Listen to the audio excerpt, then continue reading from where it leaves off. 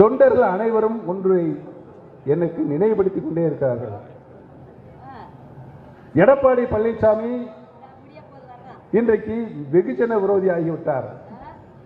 பொதுமக்களும் அவரை விரும்புவதில்லை, கட்சி தொண்டர்களும் அவரை விரும்புவதில்லை. ஏனென்று சொன்னால் அவருடைய நடைமுறை பாவனம் உரைகளுக்கு இது எப்படி சம்பாதிக்கலாம் அது மாதிரி இருக்கு. தொண்டர்களை பற்றி கவலை இல்லை. இந்த நிலையிலிருந்து மாறுபட்டு கழகத்தை மீட்டெடுக்க வேண்டும் என்பதன் யுத்தம் தான் இன்றைக்கு இப்பொழுது நாம் தொடங்கி இருக்கின்ற இந்த யுத்தம். இந்த யுத்தம் நான் பழனிசாமி ஒன்றை மட்டும் சொல்லிக் கொள்கிறேன். பழனிசாமி அவர்களே, நீங்களாகவே பொதுச் செயலாளர் என்ற பதவி புரட்சித் தலைவருக்கு மாறுபட்டு, அவருடைய சிந்தாந்தத்திற்கு மாறுபட்டு, அவருடைய கொள்கை கோட்பாடுக்கு மாறுபட்டு சாதாரண தொண்டன் கூட பொதுச் செயலாளர் பதவிக்கு வர முடியும் என்ற நிலையை மாற்றி அதை கபலீகரம் செய்திருக்கின்ற சூழலை எந்த தொண்டரும் ஏற்கவில்லை. நீங்களாகவே ராஜினாமா செய்ய வேண்டும். இல்லை என்றால் அனைத்து இந்திய அண்ணா முன்னேற்ற கழகத்தில் ஒவ்வொரு தொண்டரும் 1.5 கோடி தொண்டரும் உங்களை தூக்கி எறிவார்கள். அந்த பதவியில் என்பதை தூக்கி எறிவார்கள் என்று சொன்னதன் அர்த்தம் கழகத்தினுடைய ஜனநாயக முறை பொதுச் செயலாளர் தேர்தல் நடக்கணும்.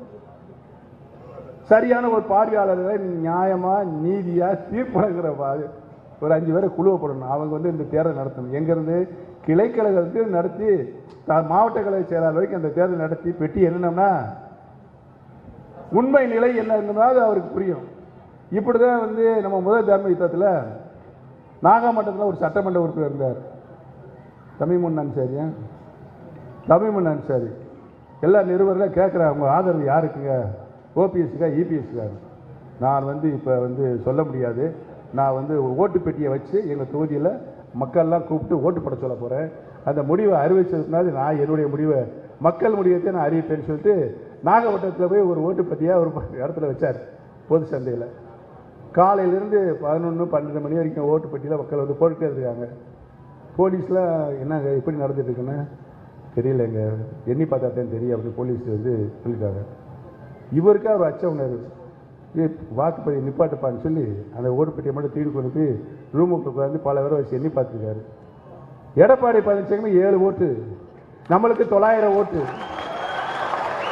இதுதானே அன்றைக்கு நடைபெற்றது.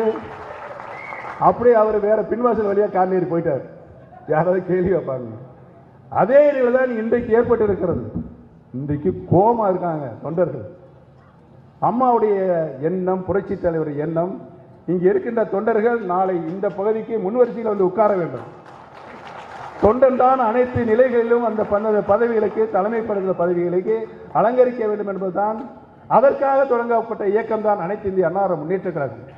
அனைத்து இந்திய அண்ணா முன்னேற்ற கழகம் பிரிந்து கிடக்கின்ற இயக்கம் ஒன்றாக சேர வேண்டும். ஒன்றாக சேர்ந்து மீண்டும் எந்த நோக்கத்திற்காக இந்த இயக்கத்தை புரட்சித் தலைவர் எம்ஜிஆர் அவர்கள் உருவாக்கினார்களோ, அம்மா அவர்கள் வளர்த்தார்களோ, எல்லா பேரும் சொல்றோம். தொண்டர்கள்லாம் அலங்கரிக்கிறாங்க. ஐயா எங்கே போனாலும் எல்லாரும் சேருங்க சேருங்க, நீங்கள் தனியா, டிடிவி தனியா, அம்மா சின்னம்மா தனியா, இப்படிலாம் இருந்து எப்படி ஜெயிக்க முடியும்? அதுதான் உண்மை. அதான் உண்மை. இணைகள் இணைகள் என்று சொன்னா உலகத்திலேயே இணையக்கூடாது ஒரு சொல்ற ஒரே ஆளு நல்ல சத்தம் போட்டு சொல்லுங்க. என்ன எப்படி சொல்றாருங்கிறீங்க? அதை எப்படி சொல்லுகிறார்? எப்படி சொல்றாரு? ஒரு நிருபர் கேட்கிறாரு, சின்னம்மா பேரை சொல்லி அவங்கள நீங்க உங்க கட்சியில் இணைச்சிக்கிறீங்களா? அப்படின்னு 1% அதுக்கு வாய்ப்பே இல்லை. யார் சேர்ந்தது? 1% கூட அதுக்கு வாய்ப்பே இல்லையா?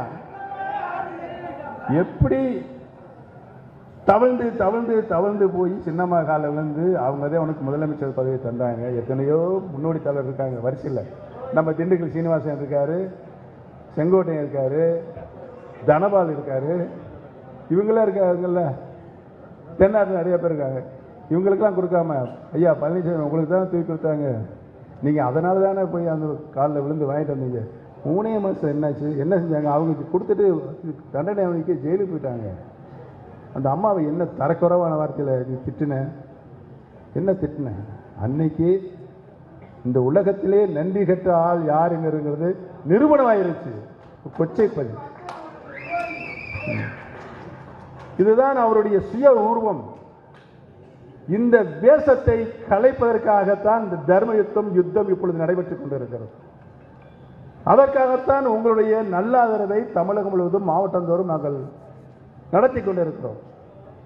இந்த நிலைமைகளெல்லாம் மாறுதல் வந்து, தேர்தல் மூலமாக மாறுதல் வந்து, மீண்டும் மாண்புமிகு அம்மாவுடைய நல்லாட்சி தமிழகத்தில் மலர வேண்டும் என்று சொன்னால்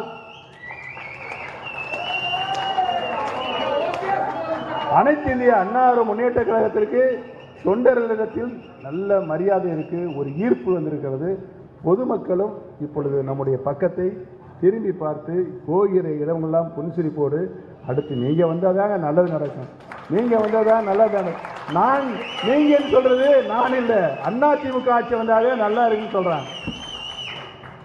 இந்த ஆட்சி மலர்வதற்கு தொண்டர்களின் உரிமையை அபகரித்த திரு எடப்பாடி பழனிசாமிக்கு தக்க பாடம் கற்பிப்பதற்கு, மீண்டும் மாண்புமிகு அம்மாவோட ஆட்சியை நடைபெறுவதற்கு பெரியோர்களை, தாய்மார்களை, இயக்கத்தினுடைய தோழர்களை உங்களுடைய நல்ல ஆதரவை தர வேண்டும் என்று கேட்டு, இந்த கூட்டம் வெற்றிகரமாக நடைபெறுவதற்கு உறுதுணையாக இருந்த மாவட்ட கழக செயலாளர், அனைத்து ஒன்றிய நகர கழக செயலாளர் பொறுப்பாளர் அனைவருக்கும் என்னுடைய நன்றியை உங்களுக்கு காணிக்கையாக்கி விடுபடுகிறேன். நன்றி, வணக்கம்.